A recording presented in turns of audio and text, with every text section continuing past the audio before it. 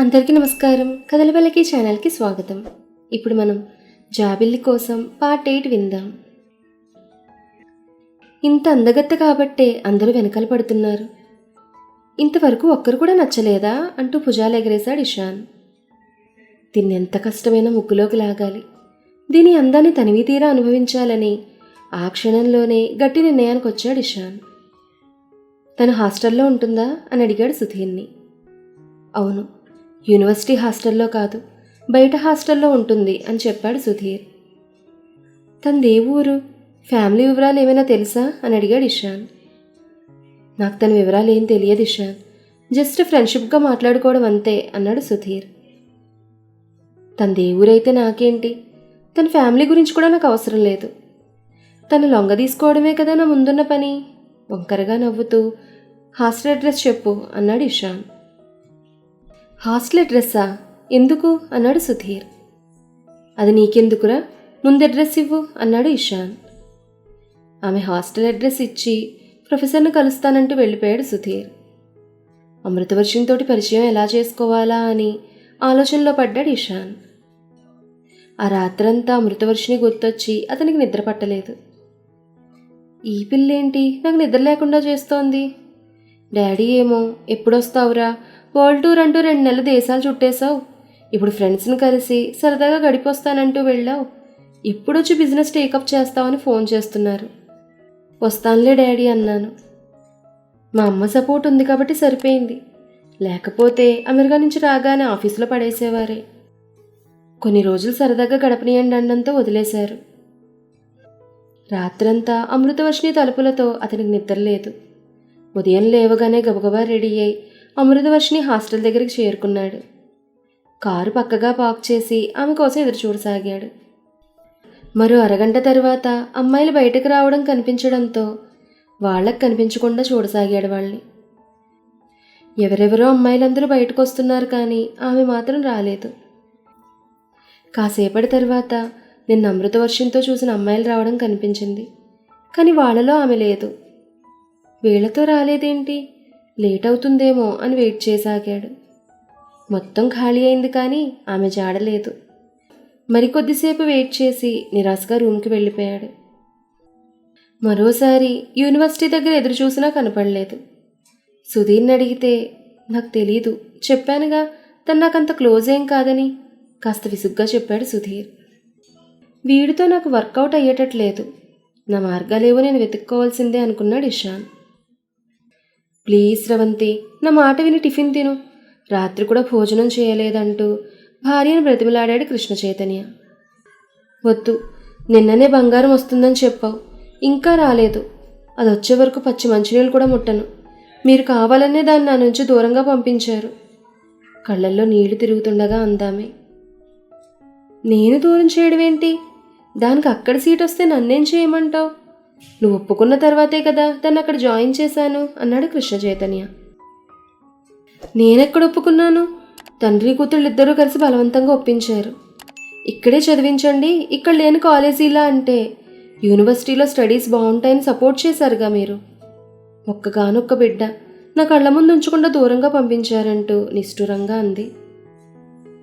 అది స్టేట్స్ వెళ్ళి చదువుకుంటానంటే వద్దని గొడవ చేశావు.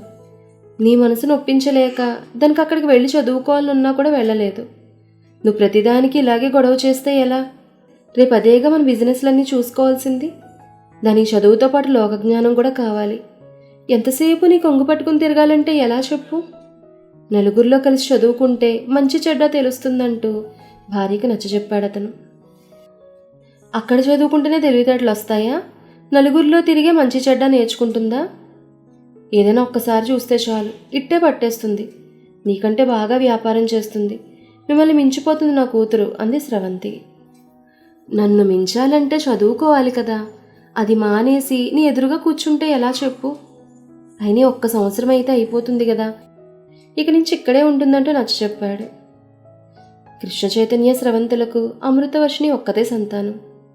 కడుపుతో ఉన్నప్పుడు ఆమెకి హెల్త్ ఇష్యూస్ వచ్చాయి, అసలు బ్రతకదనే అనుకున్నారు. కానీ ఆ దేవుడి దయ వల్ల పాపతో సహా బ్రతికి బయటపడింది. మరోసారి గర్భం ధరిస్తే ఆమె బ్రతకదని డాక్టర్లు చెప్పడంతో భార్యకి చెప్పకుండా మళ్ళీ పిల్లలు పుట్టకుండా ఆపరేషన్ చేయించేసుకున్నాడు కృష్ణ చైతన్య. చాలా కాలం వరకు ఈ విషయం స్రవంతికి తెలియదు. తెలిసిన తర్వాత ఆమె చేసిన హంగామా అంతా ఇంత కాదు. మరో బిడ్డ కావాల్సిందే అంటూ పట్టుబట్టింది. అప్పుడు అసలు నిజం చెప్పక తప్పలేదు. పాపను నన్ను అనాథన చేస్తావా అని బాధపడ్డాడు. ఇక తనకు పిల్లలు పుట్టరని తెలుసుకున్న ఆమె అమృతవర్షిని అపురూపంగా ప్రాణం కన్నా మిన్నగా చూసుకోసాగింది. కూతురు మీద భార్య పెంచుకుంటున్న ప్రేమకు అతను భయపడేవాడు. క్షణం కనబడకపోయినా వెలవెల్లాడిపోయేది. చిన్నప్పుడే కాదు, ఇప్పుడు అంతే. అసలు వదిలేదే కాదు. తన ప్రేమతో వర్షిని ఎటూ కదలనిచ్చేది కాదు. కృష్ణ చైతన్య మొత్తుకునేవాడు. పిల్లను కాస్త స్వేచ్ఛగా వదిలే, తోటి పిల్లలతో గడపని, ఎప్పుడు నీతోనే ఉండాలంటే ఎలా అనేవాడు. అంటే నేను ఫ్రెండ్స్తో ఆడుకోవద్దన్నానా? కాకపోతే మరీ ఎక్కువసేపు ఆడుకుంటే అలసిపోదు. అయినా తన ఫ్రెండ్స్ని ఇంటికి పిలిచి ఆడుకోమంటున్నాను. వాళ్ళకి కావాల్సినవన్నీ చేసి పెడుతున్నాను. వాళ్ళు కూడా ఇక్కడికే వచ్చి ఆడుకుంటామంటున్నారు. నేను చేసేది ఏముంది అనేది. పిల్లలు ఆడుకుంటుంటే అక్కడే ఉండేది. కూతురు ఎక్కడ దెబ్బలు తగిలించుకుంటుందో అని కాపలా కాసేది.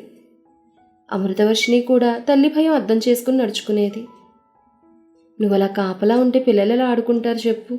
వాళ్ళ స్వేచ్ఛను హరిస్తున్నావన్నా పెద్దగా పట్టించుకునేది కాదు. ఇంక చెప్పి విసిగిపోయి వదిలేశాడు అతను.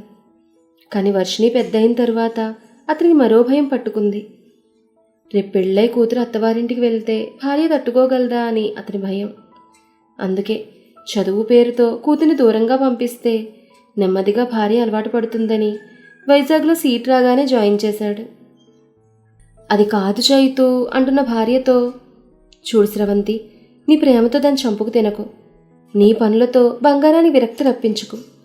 నీ అతి ప్రేమ భరించలేక ఎప్పుడో ఒకప్పుడు నీ నుంచి దూరంగా పారిపోతుంది, జాగ్రత్త అంటూ హెచ్చరికగా అన్నాడు. నా బంగారం ఏం అలా చేయదు, ఊరికి నన్ను భయపెట్టకండి అంది. కృష్ణ చైతన్య తలపట్టుకున్నాడు. ఇంతలో అమృతవర్షిని వచ్చింది. కూతుని చూడగానే రిలీఫ్గా ఫీల్ అయ్యాడు. తల్లికి చెప్పొద్దన్నట్టుగా సైగ చేసింది. మెల్లగా తల్లిని భయపెట్టబోయింది. కానీ స్రవంతి గిర్రిన వెనక్కి తిరిగి బంగారం అంటూ సంతోషంతో కూతుర్ని హత్తుకుంది. ఎంత శబ్దం చేయకుండా వచ్చినా తల్లి కనిపెట్టడంతో మమ్మీ ఎప్పుడూ ఇంతే అంటూ బొంగమూతి పెట్టింది. ఎలా కనుక్కున్నావు మమ్మీ? అసలు శబ్దమే చేయలేదు అంది. నా బంగారు తల్లి నేను కనిపెట్టలేనా? నువ్వెక్కడున్నా నీ ఉనికి నాకు తెలిసిపోతుందంటూ. నువ్వేంటి ఇలా చిక్కిపోయావు ఆందోళనగా అంది. నేనేం చిక్కిపోలేదు మమ్మీ, నీ కంటికి అలా కనిపిస్తున్నానంతే అంది. ఏమోరా, నువ్వు బాగా చిక్కిపోయావు అంది బాధగా. మమ్మీ, మొన్నటి కంటే 1 కిలో పెరిగాను, కావాలంటే వెయిట్ చూసుకో నవ్వుతూ అంది. ఫోన్ చేయలేదే? స్టేషన్కి నేనన్నా వచ్చేవాణ్ణి, లేదా డ్రైవర్ని పంపేవాణ్ణి కదా అన్నాడు కృష్ణ చైతన్య. సర్ప్రైజ్ చేయాలని చెప్పలేదు డాడీ అంది అమృత. ఏం సర్ప్రైజో ఏమో, మీ మమ్మీ నన్ను చంపుకు తింటోంది, నీ దగ్గరకు వెళ్దామని ఒక్కటే గోల అంటూ వాపోయాడాయన. అవునా మమ్మీ, డాడీని విసిగించకని చెప్పాను కదా చిరుకోపంగా అంది. మీ డాడీ అబద్ధం చెప్తున్నాడు బంగారం. తనే బంగారం రాలేదు, మనం వెళ్దాం అన్నారు. కానీ నేనే వద్దు, బంగారం వస్తుందని చెప్పాను. కానీ వింటేగా మూతు ముడుచుకున్నది స్రవంతి. ఆ మాట కృష్ణ చైతన్య అదోలా మొహం పెట్టి, ఇన్నబద్దాలు ఎక్కడి నేర్చావు స్రవంతి? నీ మాటలు బంగారం నమ్మదు కాబట్టి సరిపోయింది, ఎవరైనా వింటే నిజం అనుకుంటారు అన్నాడతను. కానీ అప్పటికే వర్షిని నవ్వుతోంది. మమ్మీ, నువ్వు డాడీ మీద ఎన్ని చెప్పినా నేను నమ్మను. చిన్నపిల్లల అబద్ధాలు చెప్పి దొరికిపోకు మమ్మీ, బాగుండదు నవ్వుతూ అంది. ఆ మాటకి స్రవంతి కూడా నవ్వేసింది. ఈ విషయంలో నేను ఎప్పుడూ నమ్మించలేకపోతున్నాను పెదవి విరుస్తూ అంది. తండ్రి కూతుళ్ళు ఇద్దరూ నవ్వేశారు. వర్షిని ఉన్న 4 రోజులు కూతుర్ని అస్సలు వదలలేదు. హాస్టల్లో ఏం తింటున్నావో ఏంటో అంటూ వర్షినికి ఇష్టమైనవన్నీ వండి తినిపించింది. వర్షిని బయలుదేరుతుంటే స్రవంతి దిగులు పడింది. ఆ ముఖంలో సంతోషమే లేదు. తల్లిని అలా చూడగానే వర్షినికి బాధ కలిగింది. మళ్ళీ తను చూసే వరకు తల్లి దిగులు పడుతూనే ఉంటుంది. మమ్మీ, ఎందుకంత దిగులు పడుతున్నావు? సాటర్డే మార్నింగ్ కల్లా నీ ముందుంటాను అంది వర్షిని. అయినా కూడా స్రవంతిలో మార్పు లేదు. పోనీ నేను కాలేజ్ మానేయనా అంది. ఏం వద్దు, మళ్ళీ మీ డాడీ నీ చదువు పాడు చేశాను నన్ను అంటాడు అంది. నేనంటాన్నే కానీ అది చదువుకోకపోయినా పర్వాలేదా? ఏంటే నీ పిచ్చి అన్నాడు కృష్ణ చైతన్య. నేను చదువుకోవద్దని ఎందుకంటాను? మన దగ్గర చేరిస్తే పోయేది కదా అన్న బాధ. తండ్రి కూతుళ్ళు ఇద్దరు కూడబలుక్కుని అక్కడ వెళ్ళి జాయిన్ అయ్యారుగా. బాధను దాచుకుంటూ అందామే. నువ్వు ఇలా ఉంటే నేను ఎలా వెళ్తాను? అక్కడికి వెళ్ళినా నువ్వే గుర్తొస్తుంటావు. ఇక నేనేం చదువుతాను అంది వర్షిణి. అది అత్తవారింటికి వెళ్తే మన ఇద్దరమేగా ఉండాల్సింది. అదేదో ఇప్పటి నుంచే అలవాటు చేసుకో అన్నాడు కృష్ణ చైతన్య. నా బంగారాన్ని అత్తవారింటికి పంపించడమా? నో, అల్లుడిని ఇల్లరికం తెచ్చుకుందాం, అలాంటి వాడికే ఇచ్చి చేద్దాం దృఢంగా అందామే. ఆ మాటకి తండ్రి కూతుర్లు ఇద్దరు మొహాలు చూసుకున్నారు. ఇద్దరు ముఖాల్లో నవ్వు జోడు చేసుకుంది. అల్లుడిని ఇల్లరికం తెచ్చుకోవడం ఎందుకు? ఈ రోజుల్లో ఎవ్వరూ అలా రారు. మనమే అత్తరికం వెళ్దాం నవ్వుతూ అన్నాడు ఆయన. మీకన్నీ వేళాకోలమే. నేను ఖచ్చితంగా ఇల్లరికం అల్లుడినే తెస్తానంది. సరే మమ్మీ, నా పెళ్ళి ఇప్పుడు కాదుగా, అప్పుడు చూసుకుందాం. ముందు నీ బంగారం బాగా చదువుకొని డాడీకి హెల్ప్ చేయాలా వద్దా అని అడిగింది అమృత. చెయ్యాలి వెంటనే అంది. మరి నేను చదువుకోవాలంటే నువ్వు నన్ను నవ్వుతూ పంపించాలంది. ఇదిగో నవ్వుతున్నాను అంటూ పళ్ళెకిరించిందామె. వద్దు నవ్వకు, తండ్రి కూతురు ఇద్దరు ఒకేసారి అన్నారు. ఆ మాటకి స్రవంతి పక్కున నవ్వేసింది.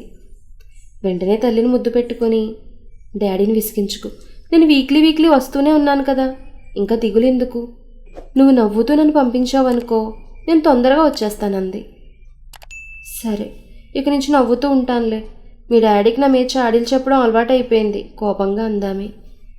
ఆ మాటకి వర్షిణి నవ్వుతూ, డాడీ ఏం చెప్పలేదు మమ్మీ, నాకు తెలియదు దాని గురించి అంది. కూతురు కారెక్కే వరకు నీ ఆరోగ్యం జాగ్రత్త, టైంకి తిని పడుకో అంటూ జాగ్రత్తలు చెప్తూనే ఉందామె. తండ్రి స్టేషన్కి వచ్చి ట్రైన్ ఎక్కించాడు. డాడీ మమ్మీ జాగ్రత్త, తను ఏదన్నా పట్టించుకోకంది. సరే బంగారం, నీ మమ్మీ గురించి ఆలోచించకుండా బాగా చదువుకో, చదువులో పడి తిండి తిప్పలు మానకన్నాడు. తండ్రి అంతకంటే ఎక్కువ చెప్పడు. ఆయన చెప్పకపోయినా తన మీద ఎన్ని ఆశలు పెట్టుకున్నాడో మీకు తెలుసు. ఎప్పట్లాగే ఆ రోజు కూడా హాస్టల్ దగ్గర వెయిట్ చేయసాగాడు ఇషాన్. మరో పావు గంటకి అతని నిరీక్షణ ఫలించింది. అమృతవర్షిని ఫ్రెండ్స్తో కలిసి బయటకొచ్చింది. ఆమెను చూస్తూనే అతనికి తెలియకుండానే మొహం సంతోషంతో విప్పారింది. వాళ్ళ చేతుల్లో బుక్స్ లేకపోవడంతో ఎక్కడికి వెళ్తున్నారు అనుకున్నాడు. వాళ్ళు అటుగా వెళ్తున్న ఆటోని పిలిచి ఎక్కడంతో తన ఆలోచనలు చాలించి వాళ్ళని కారులో ఫాలో అయ్యాడు. సరిగ్గా పావు గంటకి ఆటో గుడి ముందు ఆగింది. వాళ్ళు లోపలికి వెళ్లే వరకు ఆగి అప్పుడు కారు పార్క్ చేసి గుళ్ళోకి వెళ్ళాడు. ఇషాన్ వెళ్ళేసరికి వాళ్ళు పూజ చేయిస్తున్నారు. అమృతవర్షిని చాలా భక్తిగా కళ్ళు మూసుకుని దండం పెట్టుకుంది. ఇషాన్ ఆమెకు ఎదురుగా వెళ్ళి నుంచుని ఆమె ఎప్పుడు కళ్ళు తెరిచి తను చూస్తుందా అని ఓ కన్ను ఆమెపై వేసి పరమభక్తుడిలా చేతులు జోడించాడు. అమృతవర్షినికి కళ్ళు తెరవగానే ఇషాన్ కనిపించాడు. కానీ ఆమె అతన్ని ఏమాత్రం పట్టించుకోకుండా హారతి కళ్ళకద్దుకుని కుంకుమ బొట్టు పెట్టుకుంది. ఆమెతో పాటు మిగతా వాళ్ళు కూడా హారతి తీసుకుని బొట్టు పెట్టుకున్నారు. ఇషాన్ కూడా హారతి కళ్ళకద్దుకుని కుంకుమ పెట్టుకున్నాడు. దక్షిణగా భారీ మొత్తంలో డబ్బు వేశాడు. అది చూసిన పూజారి సంతోషంతో పొంగిపోయాడు. కానీ వాళ్ళలో ఎవ్వరూ పట్టించుకోలేదు. అలా కూర్చుందాని రెండంది సంగీత. పక్కనే ఉన్న మండపంలో కూర్చున్నారు. వీళ్ళేంట్రా బాబు, ఒక్కరు కూడా నా వైపు చూడడం లేదు. దక్షిణగా అంత మనీ వేస్తే మిగతా వాళ్ళు ఎవరైనా ఆశ్చర్యంగా చూసేవాళ్ళు. వీళ్ళు మాత్రం అస్సలు కేర్ చేయలేదు. తేడాగా ఉన్నారనుకుంటూ కాస్త దూరంగా వాళ్ళకు కనపడకుండా ఒక మూలన కూర్చుని వీళ్ళనే గమనించసాగాడు. ప్రసాదం తింటూ కబులు చెప్పుకుంటున్నారు వాళ్ళు. ప్రియ తన వెనకాల పడుతున్న రమేష్ గురించి చెప్తోంది. అతని పాటలు వింటూ అందరూ నవ్వుతున్నారు. అమృతవర్షిణి అయితే తెగ నవ్వింది. ఆమె నవ్వుతుంటే బుగ్గలు అందంగా సొట్లపడ్డాయి. అతను మైమర్చి ఆమెనే చూడసాగాడు. అతన్ని అలా ఏడిపించకపోతే ఇష్టమో కాదు చెప్పేయచ్చు కదా, అమృతవర్షిణి అంది. కొన్ని రోజులు తిరగని అమృత, వీడు నా వెనకాల పడ్డంతో ఎవరూ నా జోలికి రావడం లేదు. బాడీగార్డ్లా బాగా పనికొస్తున్నాడు. వాడు అలా తిరగడం నాకు బాగా నచ్చింది. కొన్ని రోజుల తర్వాత ఆలోచించి చెప్తాను నవ్వుతూ అంది తను. పాపం, ప్రేమికుని బాడీగార్డ్ని చేశావు కదే అంది మృదుల.